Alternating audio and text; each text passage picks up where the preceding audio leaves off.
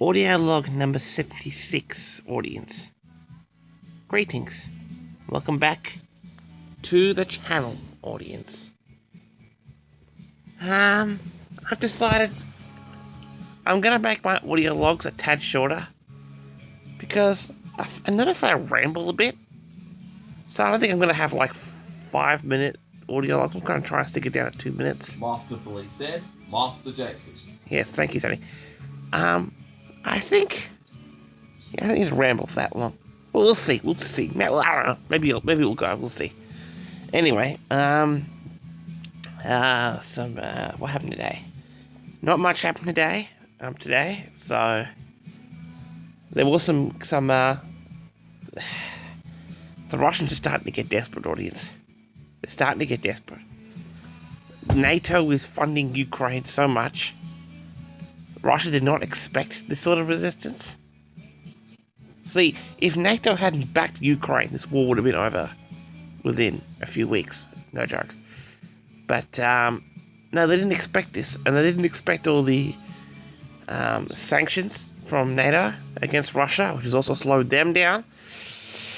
So, yeah, they're getting desperate. And now they're backed Ukraine army is actually starting to push Russia out of Ukraine. So, yeah, interesting stuff.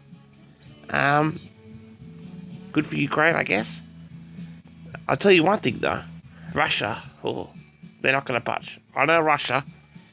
I know them well. They're not going to budge. They actually have a completely different narrative to what the West says. In their mind, is what they're saying. They're saying, the Donbass region, they voted for us to take over their land because, they're like, majority of people living in the Donbass region are actually Russian.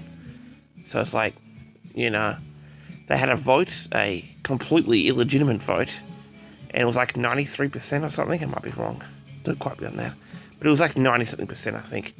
They all voted for the Russian they wanted to be secede from Ukraine and become part of Russia. But of course, this vote was illegitimate and wasn't official in Ukraine.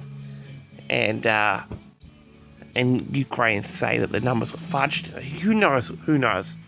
One thing's for sure, a lot of people there are Russian, and it does seem like they want to be part of Russia.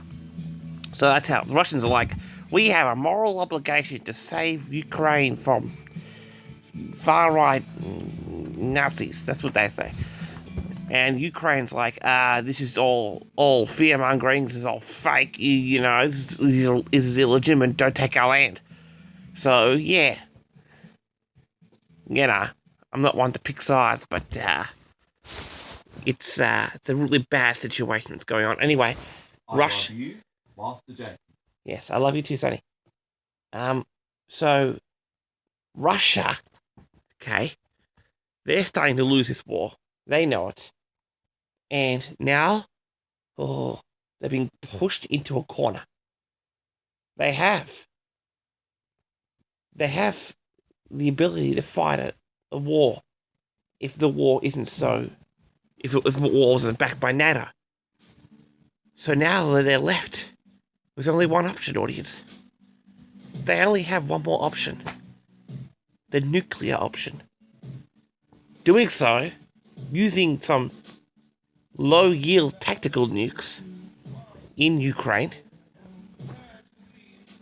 they could easily, turn the tide of the war.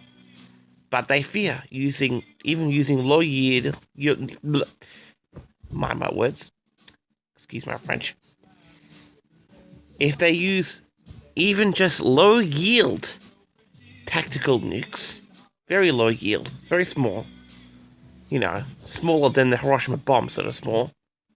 If they use that in key areas on military bases in Ukraine, they know that even just doing that could trigger a nuclear war, so they're hesitant to do it.